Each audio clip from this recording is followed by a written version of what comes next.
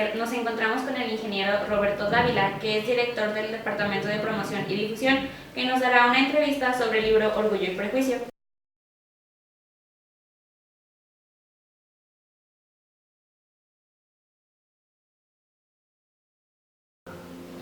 Buenos días, ingeniero Roberto, ¿cómo se encuentra? ¿Qué tal? ¿Cómo estás?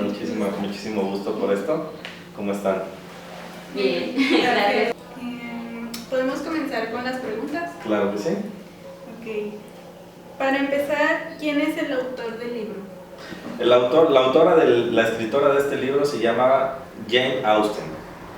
¿Nos podría hablar sobre Jane Austen? No conozco mucho. Sé que es una hija de un pastor anglicano, de una familia en Inglaterra que recibió su educación en familia. Era la séptima hija de 8 hijos y pues que inició su carrera como escritora entre los 10 y 16 años, que escribió varias obras literarias, pero su máxima obra creo que fue esta. ¿Nos podría decir cómo es el lenguaje de la novela? El lenguaje de la novela, híjole, yo lo llamaría, es un lenguaje literario romántico, finalmente. ¿Quiénes son los personajes de la novela? Los personajes de la novela principalmente es la familia Bennet, que está compuesta de 5 hijas. El papá, la mamá, de las hijas las principales son Jane Bennet y lo que es Elizabeth Bennet. Y por otro lado viene siendo lo que es Darcy y el señor Bingley. ¿Sí? Existen más personajes, pero los principales son esos. ¿Cómo describe la personalidad de los personajes principales? Los personajes principales. Elizabeth Bennet es una persona muy rebelde, muy culta, le gusta leer mucho, ¿sí? Y muy pensante. Jane Bennet es una niña como con muchos sueños, es una niña muy guapa, y muy como adaptada a la época en la que estaba. Lo que viene siendo el señor Darcy es una persona muy tímida, es una persona muy culta, muy acaudalado, con muchas riquezas, muy antisocial. Y el señor Bingley, que es una persona todo lo contrario, aunque eran amigos, es una persona muy social y también con mucho recurso. A grandes rasgos, ¿de qué trata el libro? A grandes rasgos, ¿de qué trata el libro? Finalmente todo se traduce a un contexto social que existía hace 200 años, ¿sí? En donde una familia con 5 niñas, la mamá y el papá se preocupaban mucho por dónde van a continuar sus vidas sus hijas el día que ellos falten, ¿sí? Entonces lo normal era que se decidiera que se casaran con alguien. ¿Por qué? Porque las herencias en ese entonces se dejaban al primogénito y al hijo, no a las hijas, y eran puras hijas, iban a perder esa herencia. Entonces se preocupaban por eso. Resulta que viene alguien, vivían en las cercanías de Londres, viene alguien a esa parte que es acaudalado, que es un tipo afamado, con dinero, etcétera, y la señora quiere sacar a su primer hija, tal cual suena feo, pero quiere sacar a su primer hijo. Entonces busca que ellos se casen. Se arma todo un merequetengue en el que la otra hija conoce al amigo del señor Bingley, que es Darcy. El señor Darcy, que es una persona muy culta, etcétera, pero no muy social, y hace en algún momento un comentario muy desagradable con respecto a la señorita Elizabeth, ¿sí? Ella, pues muy también conocedora, muy culta, etcétera, pues utiliza en ese momento, cuando se da cuenta, pues toda la ironía contra el señor Darcy, ¿sí? Entonces la historia trata de que querían casar a ellos dos, pero por una cuestión de personalidad de la señorita Jane, pues, el señor Darcy se da cuenta de que ella pues no le demuestra mucho el amor, o no demuestra que esté muy enamorada de su amigo Bingley. Entonces él le pide a su amigo que se retire, ¿Por qué? Porque no tiene futuro con ella, porque no está enamorada. Sin embargo, la señorita sí estaba enamorada, ¿sí? Entonces, hay mucho enojo en la familia, la familia Bennet. ¿Por qué? Por eso, de la señorita Elizabeth. Y ahí es donde empiezan a armarse los prejuicios, finalmente. Se retiran, después coinciden en otro lado, en el que ella, después de también haber conocido a otra persona que tiene un pasado también en común con el señor Darcy, y le cuenta una historia errónea con respecto, entonces genera un prejuicio más también, o un contexto en el que hace un juicio erróneo, ¿no? El señor Darcy le declara su amor en esta otra parte a la señorita Elizabeth, y ella lo rechaza diciéndole de frente: sabes que tú serías la última persona. ¿Por qué? Porque hiciste que mi hermana se quedara sin la persona que amaba, y porque le hiciste todo este daño al señor Wickham, ¿sí? Que es la persona que se encontró.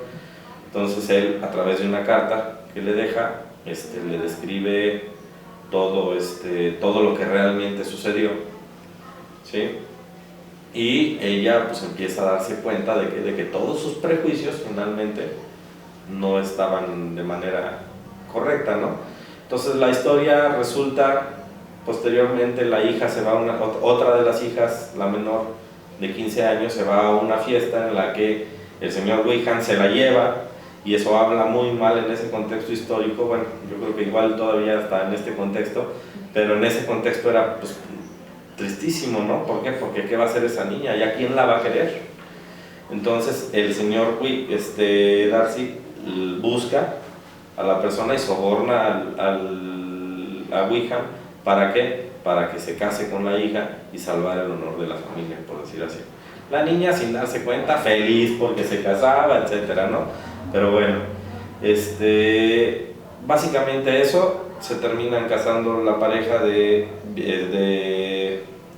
Brigham con la señorita Jane Bennet, y se termina casando también, o terminan juntos, lo que viene siendo la señorita Elizabeth, después de darse cuenta de que todos sus prejuicios fueron erróneos, ¿sí? Y de que hubo una comunicación, porque finalmente también el señor Darcy se da cuenta de que sus prejuicios fueron erróneos, ¿sí? Y arreglan la situación, se enamoran y terminan juntos. Básicamente, eso sería como a grandes rasgos lo que es la historia.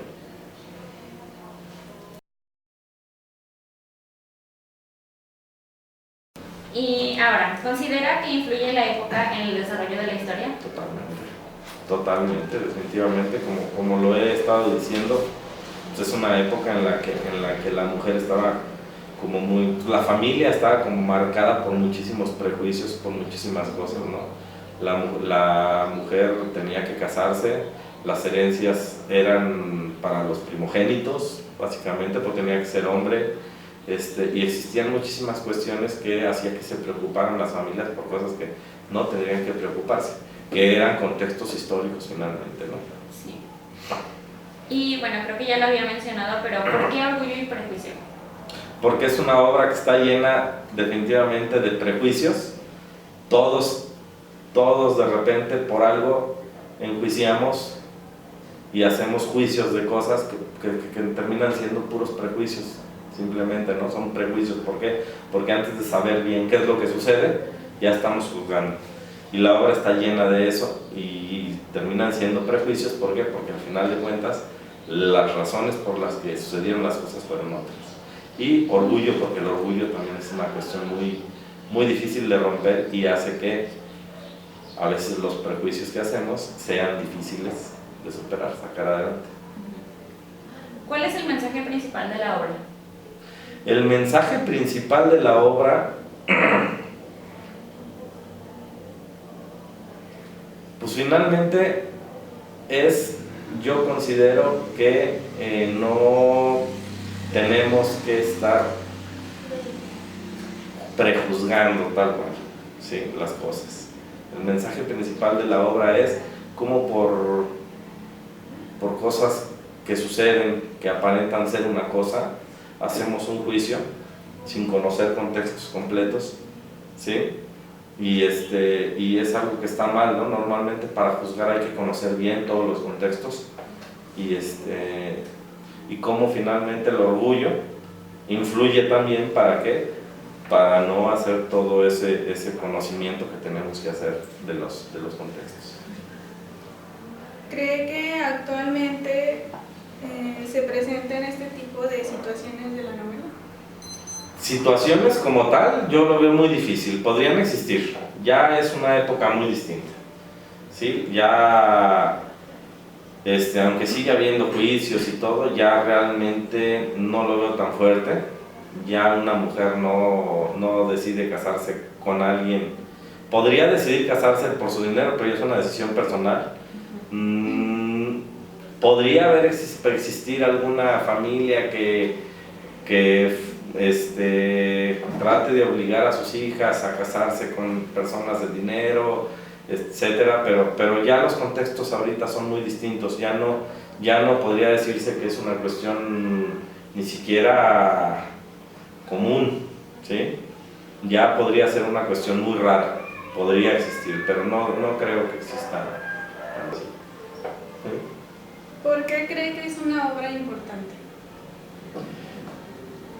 Porque finalmente, además de ser una novela muy bien escrita, finalmente, en donde te metes a la novela y la lees y quieres seguir leyéndola, ¿sí?